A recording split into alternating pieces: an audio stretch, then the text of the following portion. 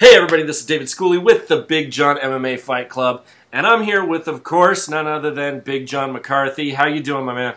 Very good, Dave. How are you? I'm doing great. Hey, I'm gonna bust your chops here a little bit. You just celebrated a birthday, man. How was it? When you get to my age, you're happy you had a birthday because it means you're still alive, but you're pissed off that it's going up another year or so. No worries, man. You don't look a day under 75. You know, you look great. I figure 74, I'm right at it. Yeah. Nice, nice. Well, hey, listen, we're going to talk about some guys today that are going to be fighting in that ring. Thank God it's not me. But I can't wait to see this, as always. And, man, this is the third go-around for this one. Let me introduce the fight here. We're talking about UFC 166, Saturday, October 19th. And this is Velasquez and DoSantos number 3. They're going at it again. So I got to hear, what do you think, man? You know what? They've already proven that either guy can win the fight. Oh, yeah. I did the first fight where Kane was the champion and DoSantos came in and knocked him out in 64 seconds. And really, that's Junior's way of winning this fight. When you look at it, everything, you look at, Junior is an unbelievable athlete. Great hand speed, great coordination, great balance. He does everything well. He's tougher than hell. He takes an incredible shot. And he's just that person that, with the power that he generates, he can put anyone out in any fight. The problem that he's going to have in facing Kane and what Kane's strength is Kane has his weaknesses, has his strength. I think that Kane's chin is susceptible to a big striker like DoSantos. So DoSantos has that ability to win this fight. What Kane brings to the fight is his grappling ability, his wrestling, and an engine that can run at an RPM that no other heavyweight can run at. Yeah. And he brings that, and that's hard to deal with when you're DoSantos because he can keep pushing at that pace and keep you running at an RPM that is hard for you to stay at and starts to break you down, diminishes your ability to be offensive, and that's his way of winning the fight.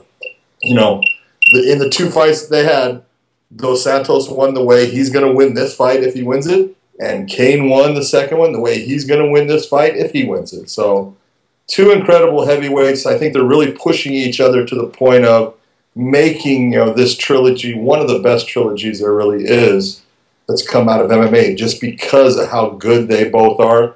There's been other trilogies that you look at, Chuck Liddell against Randy Couture. Oh, yeah. That was a great trilogy where you had two guys who were at the top of their game really when they were fighting each other. You have Matt Hughes, BJ Penn, pretty good trilogy. I don't know if it's as good as, this one. You have Matt Hughes versus George St. Pierre. Pretty good trilogy. Don't think it's as good as this one, actually. So this is one hell of a fight, and it should be very interesting to see how the outcome is in this one. Well, it's awesome when it's the heavyweights. These guys, everybody has got to be in awe of these guys because they move faster than any average person, but they're so big and so powerful. It's just awesome to see. Yeah. So we got another one. The big guys are rolling this in this particular event. We're talking. We got Cormier against Nelson. We've seen these guys together. We've seen these guys knock out everybody they get in the ring with. I'm just as excited about this one as I am DoSantos and Velasquez because these guys are awesome. I love to watch these guys fight. So tell me your thoughts on that. Well, both of them are coming. They're both coming into this in a different situation. You got Roy Nelson coming into this fight, coming off of a loss. Yeah. To Stipic, and he lost it in a fashion that he ran out of gas. Right. It really was the thing when you look at it. He kept trying to land the big shot, and he kept taking more shots, which tends to empty your gas tank. And he really started to just become depleted in the fight and wasn't able to generate the power he needed to put his opponent out. Dan Cormier is undefeated. I mean, he has fought some great competition. He's gotten out of that whole thing where at least this is not his first fight in the UFC, and sometimes that's really difficult. It's a hard thing for a guy to do it. He got rid of that with Frank Mir. He went through the 3 rounds when he fought Mir in California, and I think that this fight's going to really show the Dan Cormier that everyone expects. Dan is an Olympic caliber athlete. He was a 2-time Olympian in wrestling. He is Cain Velasquez's training partner. So, you got two guys, as we say, iron sharpens iron. Well, that's two pieces of pretty hard iron going against each other, making each other better all the time. And Cormier likes to throw. He throws his hands very well. You're not going to out wrestle him. There's no, and Roy is a good wrestler. Roy wrestles well. Roy's ground game is very good.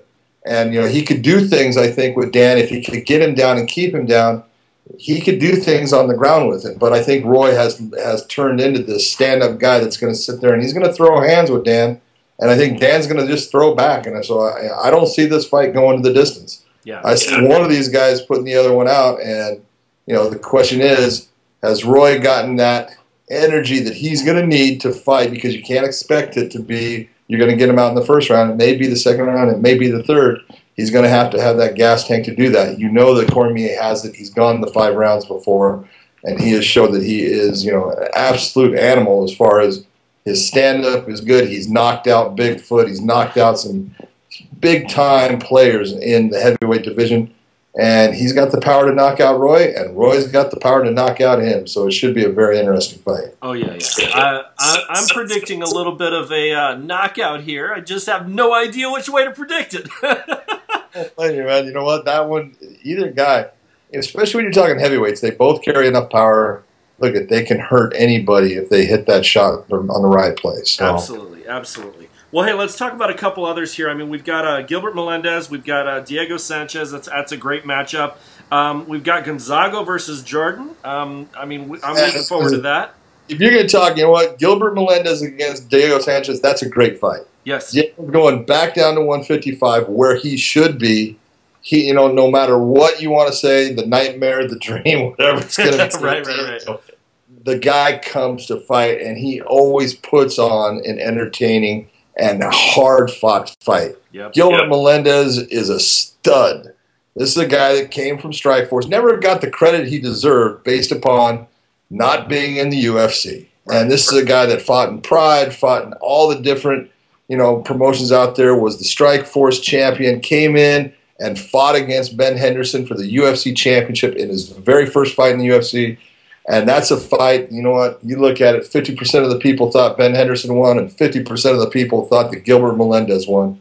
I was lucky enough to be able to, the third guy in the ring, and I was just in awe of both of those guys during that fight. But Gilbert Melendez proved that he is absolutely one of the top lightweights in the world.